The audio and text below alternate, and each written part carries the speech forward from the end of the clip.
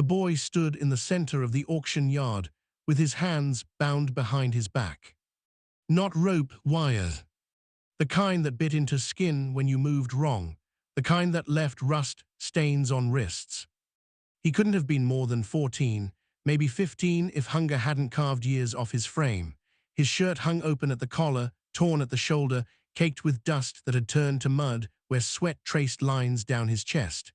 His boots were too big, someone else's boots. Stolen or handed down or pulled off a body, it didn't matter which.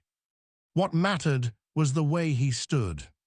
Not defiant, not broken either. Just still. Like a horse that had learned not to fight the bit.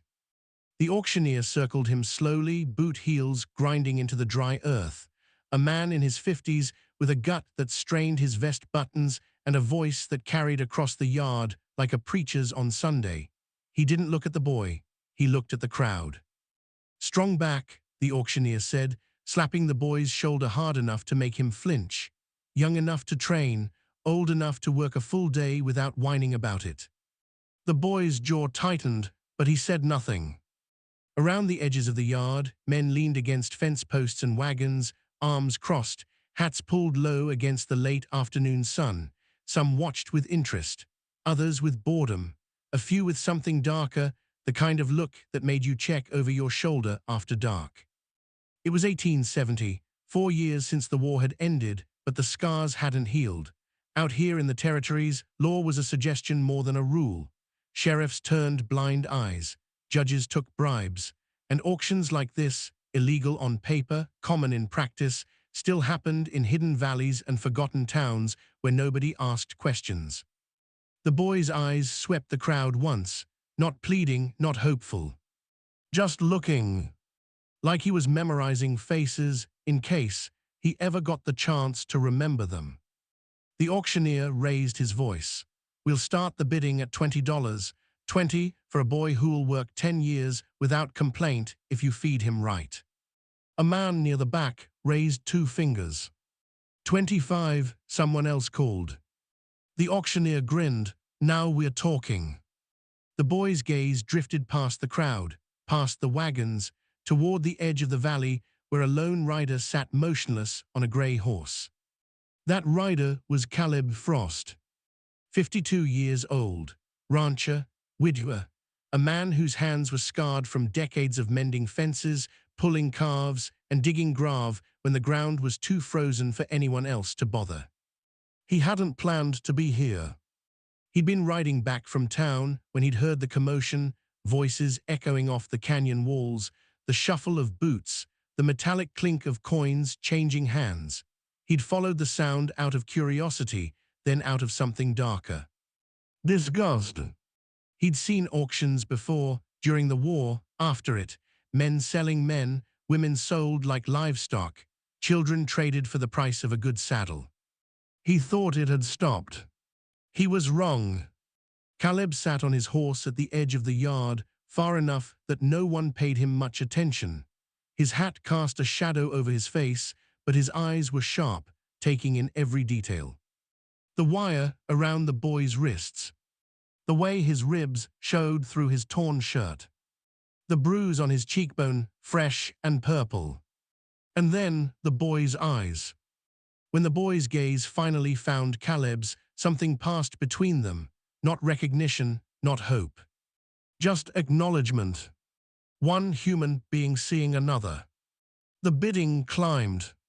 35. 40. $50, a voice barked from the front, a heavy man in a leather coat, chewing tobacco, spitting into the dirt. 50 and I'll take him now. The auctioneer's grin widened, 50 going once. 75. The words came from the edge of the crowd. From Caleb. Heads turned. The auctioneer squinted toward him. You bidding friend. Caleb nudged his horse forward, slow and deliberate, until he was close enough to be seen clearly. His face was weathered, lined with years of sun and wind. His beard was gray, his eyes the color of storm clouds. He didn't raise his voice, he didn't need to. $75, he repeated, cash. The man in the leather coat spat again, narrowing his eyes. 80. 100, Caleb said. Silence rippled through the yard. The auctioneer hesitated, glancing between Caleb and the other man. $100, going once. The man in the leather coat cursed under his breath and waved a dismissive hand. Keep him. Sold, the auctioneer announced, his grin returning, to the gentleman on the grey. Caleb dismounted slowly, pulling a leather pouch from his saddlebag.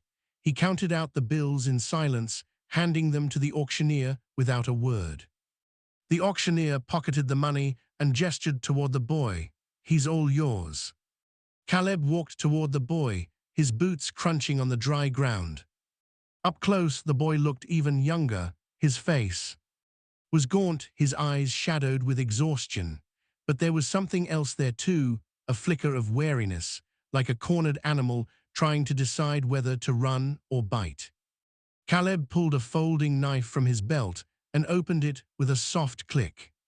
The boy stiffened. Easy, Caleb said quietly. He stepped behind the boy and cut the wire. It fell away in coils, leaving red marks on the boy's wrists. The boy rubbed his wrists slowly, eyes locked on Caleb's face. Can you ride? Caleb asked. The boy nodded once. Then get on the horse. The boy glanced at the grey, then back at Caleb. Why?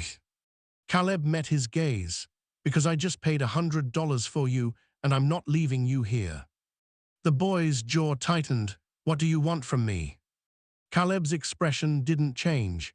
To get out of this place before someone changes their mind. For a long moment, the boy didn't move. Then slowly, he walked to the horse and pulled himself into the saddle.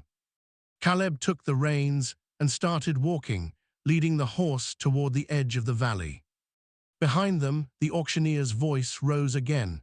Next item, gentlemen. The boy looked back once. Just once. Then he turned forward and didn't look again.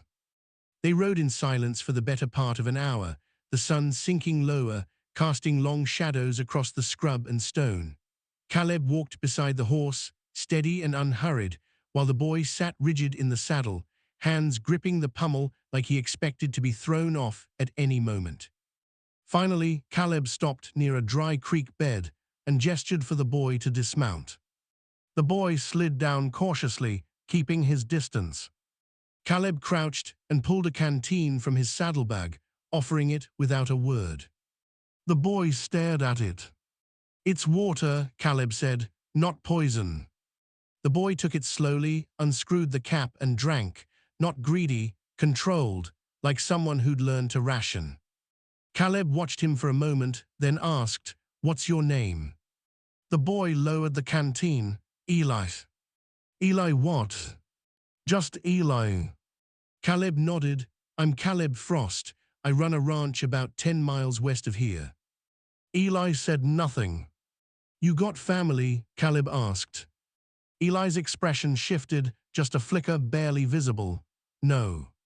Caleb studied him. You sure about that? Eli's hands tightened around the canteen. His voice came out quieter this time. If I'm gone, who will feed my sister? The words hung in the air like smoke.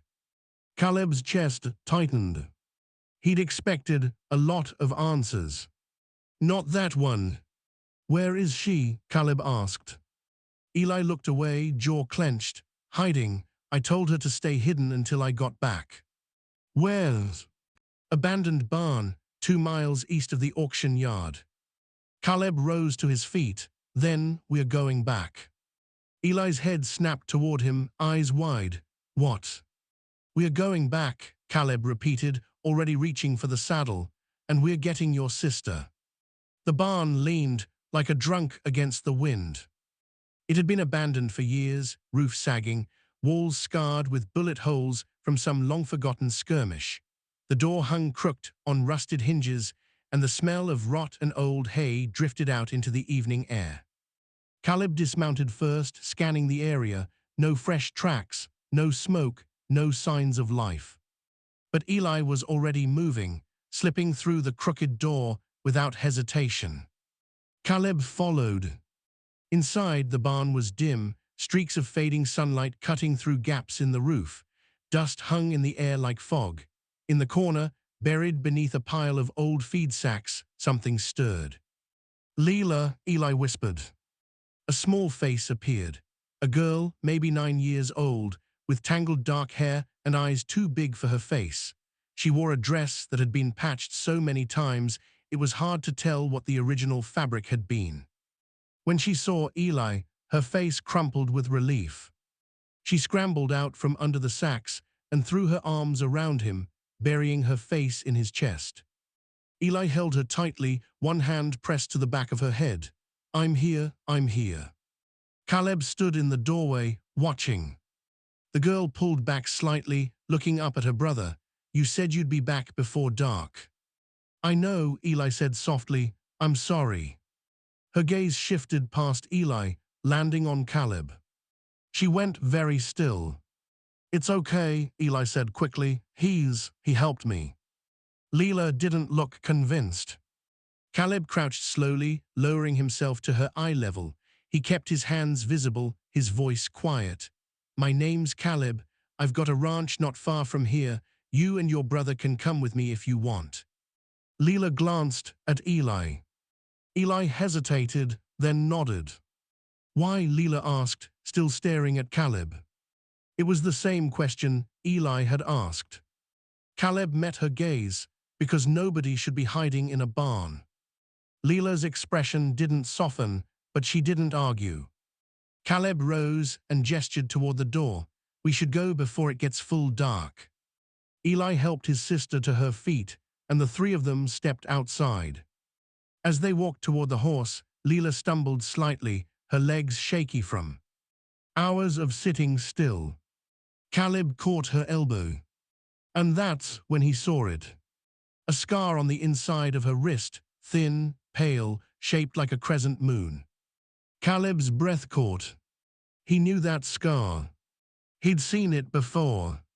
8 years ago. It had been late autumn, 1862.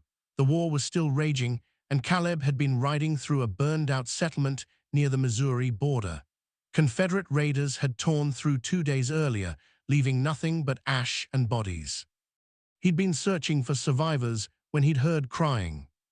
A little girl, maybe a year old, trapped beneath the rubble of a collapsed cabin. Her mother lay a few feet away, already gone. Caleb had pulled the child free. Her wrist had been cut by a jagged piece of metal, a deep gash that bled badly.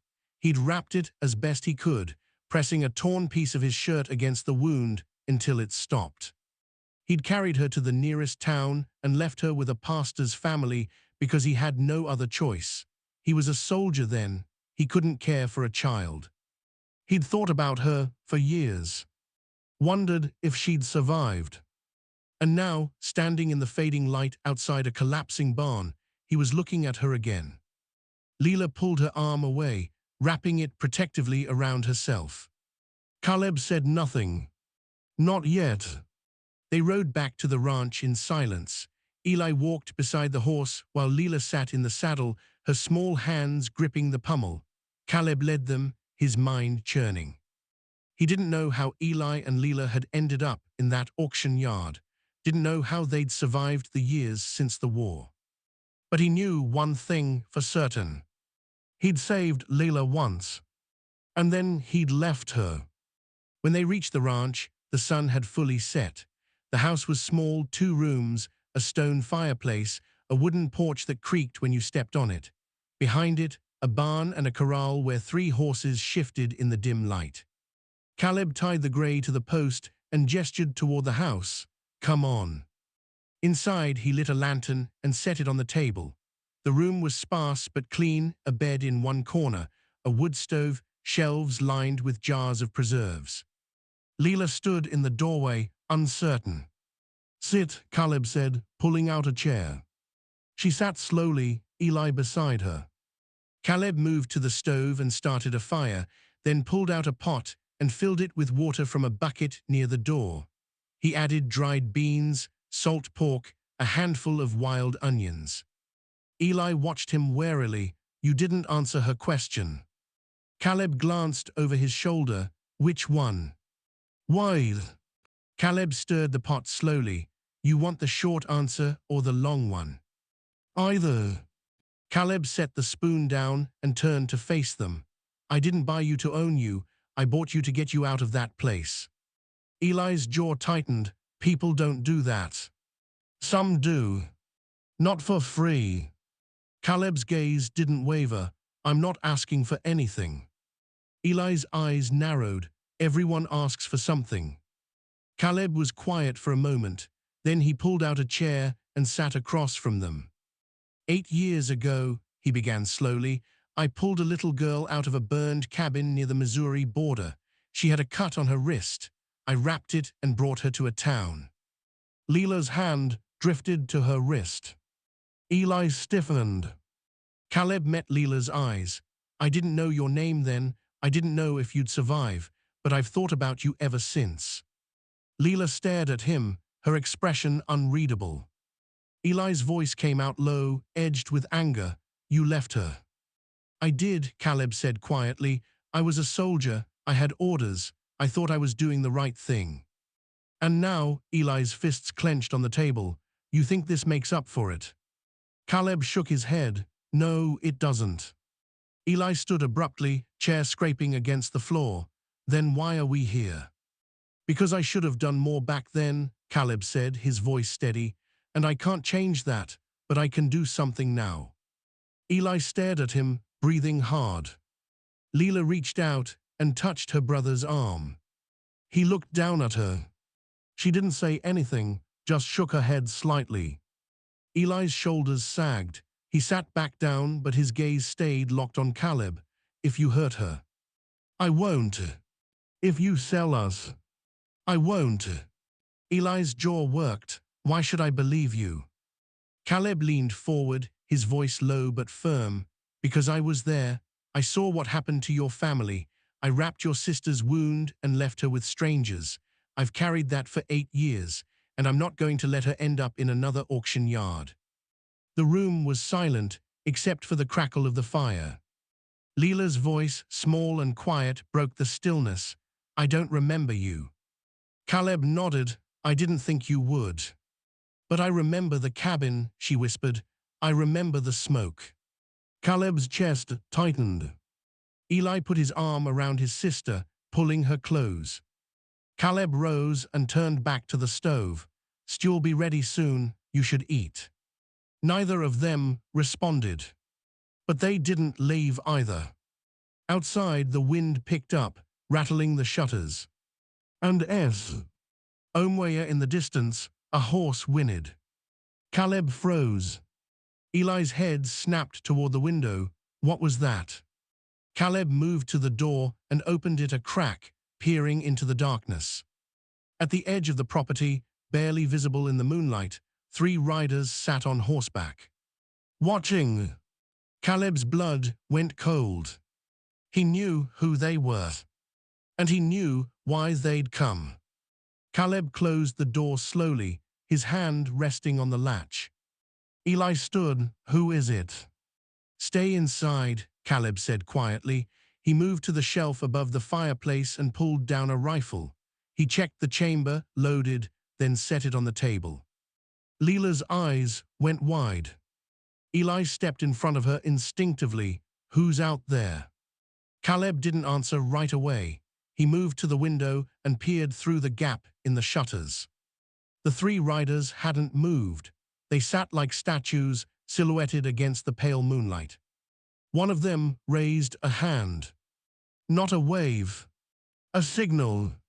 Caleb cursed under his breath. Who are they? Eli pressed. Caleb turned to face him. Men from the auction, maybe the auctioneer himself, maybe someone who didn't like that I outbid them. Eli's face went pale. They followed us. Probably. What do they want? Caleb's jaw tightened. To get their money's worth. Outside, one of the riders dismounted. His boots hit the ground with a heavy thud. He walked forward slowly, deliberately, stopping just outside the fence line. Caleb Frost, the voice carried across the yard, rough and loud. We need to talk. Caleb picked up the rifle and stepped onto the porch, leaving the door open behind him. The man stood about 20 yards away, hands loose at his sides. He was tall, broad-shouldered, wearing a long coat and a wide-brimmed hat. A revolver hung at his hip. Caleb recognized him. Ward Grimes, the man who'd bid $80. "You got something to say, Ward?" Caleb called. Ward grinned, though it didn't reach his eyes. "I'm here on behalf of the auction organizers. Seems there was a misunderstanding." "No misunderstanding," Caleb said. "I paid, the deal's done." "See, that's where you're wrong." Ward took a step closer. "Turns out the boy wasn't the only item up for sale. His sister was supposed to be included, part of the package." Caleb's grip tightened on the rifle. "She wasn't on the block." "Oversight," Ward said smoothly, "but we're here to correct it." "She's not for sale." Ward's grin widened. "Everything's for sale, Frost, you know that." Behind Ward, the other two riders dismounted. One carried a shotgun, the other a coil of rope. Caleb's pulse quickened, but his voice stayed steady. "You're not taking her." Ward spread his hands in mock innocence. "We're not here to cause trouble, just here to collect what's owed." "Nothing's owed." "Then you won't mind if we come inside and have a look?" "I do mind." Ward's expression darkened. "You're making this harder than it needs to be." "Good." The man with the shotgun shifted, lifting the barrel slightly. Caleb raised the rifle to his shoulder in one smooth motion, sighting down the barrel. "You take one more step, and I'll drop you where you stand." Ward stopped, his grin faded. "You really want to die over a couple of kids you don't even know?" "I know them well enough." "Do you?" Ward tilted his head. "You know where they came from, you know what they are." Caleb's finger rested lightly on the trigger. "Doesn't matter." "It does to some folks." Ward's voice dropped, taking on a darker edge. "That boy, he's been sold 3 times already, keeps running, keeps causing problems. And that girl, she's got debts tied to her name, legal debts." "There's nothing legal about what you're doing." Ward shrugged. "Law's a funny thing out here, Frost. It bends depending on who's holding it." "Not tonight." Ward's jaw tightened. He glanced at the men behind him, then back at Caleb. "You're outnumbered." "Maybe." "You're one man with one rifle. And you're 3 men in the open." The silence stretched. Then from inside the house, Eli's voice rang out. "There's more than one rifle." Ward's gaze shifted to the doorway. Eli stood there, holding Caleb's second rifle, an older model, heavier but functional. His hands were steady, his eyes weren't. Ward laughed, but it sounded forced. "A boy with a gun, that's supposed to scare me." "It should," Eli said quietly. Leela appeared behind him, clutching his shirt. Ward's expression shifted, just for a moment, and something ugly flickered in his eyes. "Last chance, Frost," Ward said. "Hand them over and we'll leave you be." Caleb's voice was cold. "No." Ward stared at him for a long moment. Then he stepped back. "All right," he said slowly, "have it your way." He turned and walked toward his horse. The other 2 men hesitated, then followed. Caleb didn't lower the rifle. Ward mounted his horse and looked back over his shoulder. "You just made a mistake, Frost, a big one." "Wouldn't be my first." Ward's grin returned, sharp and humorless. "No, but it might. GHTB, your last." He spurred his horse, and the 3 riders disappeared into the darkness. Caleb stood on the porch for a long time, rifle still raised, listening to the sound of hoofbeats fading into the night. Finally, he lowered the gun. Eli stepped outside, his face pale. "They'll come back." "I know. What do we do?" Caleb turned to him. "We get ready." They spent the next hour barricading the house. Caleb nailed planks across the windows. Eli hauled buckets of water from the well in case they tried to burn them out. Leela stayed inside, silent and wide-eyed, clutching a blanket around her shoulders. When the work was done, Caleb sat at the table and reloaded both rifles. Eli sat across from him, watching. "Why'd you do it?" Eli asked quietly. Caleb glanced up. "Do what?" "Stand up for us. You could have just handed us over." Caleb set a cartridge into the chamber and snapped it shut. "Some things are worth standing for, even if it gets you killed." Caleb met his eyes, especially then. Eli was quiet for a moment, then softly, "I'm sorry." "For what?" "For not trusting you." Caleb shook his head. "You had no reason to trust me." "I do now." Caleb's chest tightened. He nodded once, then handed Eli the second rifle. "You know how to use this." "Enough." "Good, keep it close." Outside, the wind howled. And in the distance, barely audible over the noise, came the sound of horses. They were coming back. The horses never came. Not that night, anyway.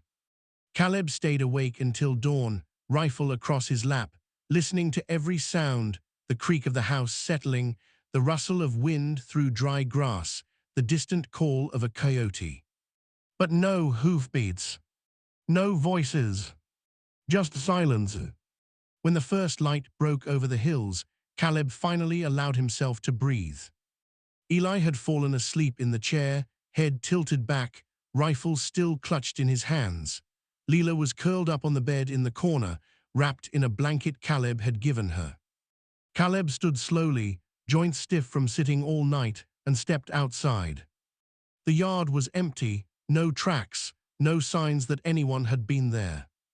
But he knew better than to believe they'd given up.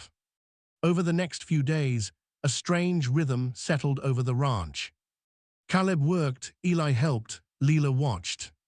It wasn't comfortable, not yet. Trust didn't grow overnight. But it was something. Caleb taught Eli how to mend fence posts, how to check the horses for stone bruises, how to split firewood without wasting energy. Eli worked hard, silent most of the time, but his eyes were always alert, watching the horizon, listening for sounds that didn't belong. Leela stayed close to her brother, rarely speaking, but slowly, cautiously, she began to explore the ranch. She'd sit on the porch and watch the horses. She'd run her fingers over the jars of preserves on the shelves.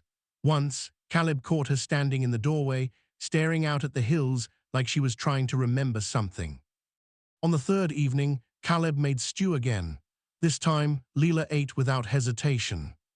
Eli watched her, a faint smile tugging at his lips. It was the first time Caleb had seen him smile. After they'd eaten, Caleb leaned back in his chair and looked at Eli. "You never told me how you two ended up at that auction." Eli's smile faded. He set down his spoon slowly. "Does it matter?" "Only if you want it to." Eli was quiet for a long moment. Then, "Our parents died during the war. Leela was just a baby. I was 7.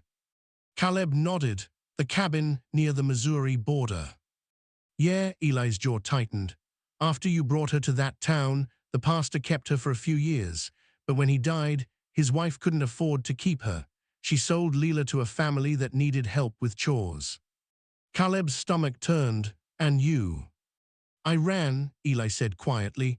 "I spent years looking for her. When I finally found her, she didn't even know who I was, but I got her out. We ran together." "And they caught you?" Eli nodded. "They always catch you." Caleb exhaled slowly. "Not this time." Eli looked at him, something unreadable in his eyes. "You really believe that?" "I do." "Why?" Caleb leaned forward, resting his elbows on the table. "Because I'm not letting anyone take you, either of you." Leela's small voice broke the silence. "Why do you care?" Caleb turned to her. Her eyes were wide, searching. He thought about the question, really thought about it. "Because I should have cared more 8 years ago," he said finally. "And I didn't. I can't fix that, but I can do better now." Leela's gaze didn't waver. "Do you have kids?" Caleb's throat tightened. "I did, a son. He died when he was 6. Fever took him." The room went very still. "I'm sorry," Leela whispered. Caleb nodded, me too. So here's the question that changes everything. If you were Caleb, would you have opened that door? Would you have stepped into that auction yard, knowing what it would cost, knowing the danger it would bring? If you're still with me, take a breath, think about that. And if this story's pulling you in, tap subscribe so you don't miss how this turns out. That night, Caleb sat on the porch, staring out at the dark hills. Eli came outside and sat beside him. They didn't speak for a while. Finally, Eli said, "Thank you." Caleb glanced at him. For what? For not leaving us. Caleb nodded slowly. I won't. Eli looked down at his hands. What happens when they come back? We'll deal with it. How? Together. Eli's jaw tightened. Then quietly, I'll fight for her, for Leela. I know you will. And for you, Eli added, meeting Caleb's eyes, if it comes to that. Caleb's chest tightened. Let's hope it doesn't. Inside, Leela was humming softly, a tune Caleb didn't recognize, but one that sounded like home. For the first time in 8 years, Caleb felt like he was doing something right. They came on the 5th morning. Not at night, like Caleb had expected. In broad daylight. 6 riders this time, not 3. Ward Grimes led them, his face set in a hard line. Behind him rode the 2 men from before, plus 3 others, all armed, all watching the house with cold eyes. Caleb saw them from the corral and sprinted toward the house. Eli, inside, now. Eli dropped the axe he'd been using and grabbed Leela's hand, pulling her toward the door. They made it inside just as the riders reached the fence. Caleb slammed the door shut and threw the bolt. He grabbed the rifle and moved to the window. Ward dismounted slowly, deliberately, and walked to the edge of the property. Frost, he called, last chance. Caleb didn't answer. You've had 5 days to think it over, Ward shouted. Hand them over and we'll leave, keep them and we burn you out. Eli stood beside Caleb, rifle in hand, breathing hard. Leela crouched behind the table, her face pale. Caleb's mind raced. 6 men, 2 rifles, barricaded windows. They couldn't win this. Not alone. Caleb Frost. The voice came from behind Ward, loud, strong, familiar. Caleb's heart stopped. He looked through the gap in the shutters. At the edge of the property, a dozen riders had appeared. Ranch hands, neighbors, men Caleb had worked beside for 20 years. Old Tom Birch, who ran the ranch to the north. Samuel Grant, who'd fought beside Caleb during the war. Even young Jesse Cole, barely 18, holding a rifle that looked too big for him. Tom Birch nudged his horse forward, his weathered face hard as stone. Ward, I rode cattle drives with you back in '63. Don't make me put a bullet in you today. Ward spun, his face going pale. This ain't your business, Tom. When you ride onto Caleb's land with 6 men and a grudge, Tom said evenly, it's my business. Samuel Grant moved his horse up beside Tom's. Caleb helped pull my boy out of a frozen creek 2 winters ago. I'm not letting you burn his house. Ward's jaw worked. You're all making a mistake. Maybe, Tom said, but it's ours to make. Jesse Cole's voice rang out, younger but steady. We're not letting you take those kids, Ward, not today. Ward looked around at the circle of men, his face flushed with anger and something else, fear. He was outnumbered. Badly. For a long moment, no one moved. Then Ward spat into the dirt and swung back onto his horse. This isn't over. Tom's voice was cold. Yeah, it is. Ward glared at him, then at the house. Then he spurred his horse and rode off, the other 5 men following. The sound of hoofbeats faded into the distance. Caleb let out a breath he hadn't realized he was holding. Eli lowered his rifle, his hands shaking. Leela stood slowly, eyes wide. Tom dismounted and walked toward the house. Caleb opened the door and stepped onto the porch. Tom looked him over, then nodded. You all right? Yeah, Caleb said quietly. Thanks, Tom. Tom waved a hand. Your Gray came home alone yesterday evening, thought something might be wrong. Samuel Grant dismounted as well, grinning. Figured if you were in trouble, we'd best show up. Caleb's throat tightened. I owe you. You don't owe us a damn thing, Tom said. He glanced past Caleb toward Eli and Leela. Those the kids. Yeah. Tom nodded slowly. Good, they're safe now. The other men tipped their hats and began to ride off, one by one, until only Tom and Samuel remained. Tom looked at Caleb seriously. Ward's got friends, he might try something else. I know.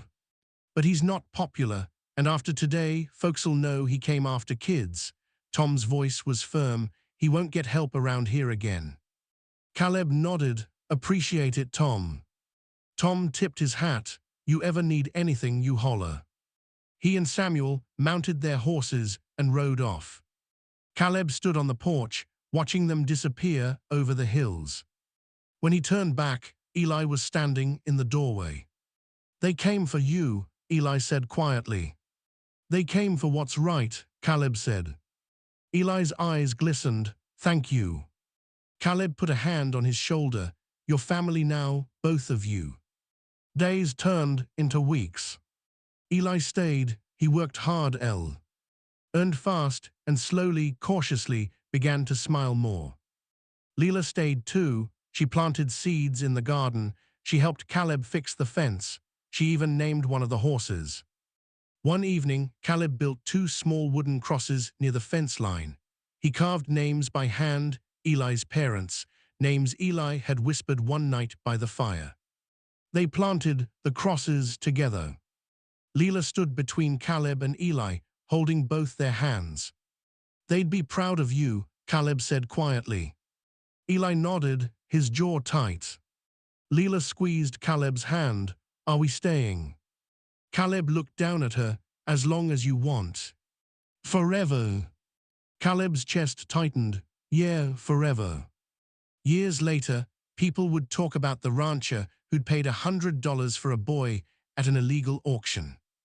They'd talk about the neighbors who rode in to stop a lynching. They'd talk about the girl who'd been saved twice, once from a burning cabin and once from men who saw her as property. But Caleb didn't talk about it. He just worked, raised Eli and Leela like his own, taught them how to survive, how to fight, how to forgive. And every evening, when the sun dipped low over the hills and the shadows stretched long across the valley, Caleb would stand on the porch and watch the horizon. Not for danger, but for home. Because that's what they'd built. Together.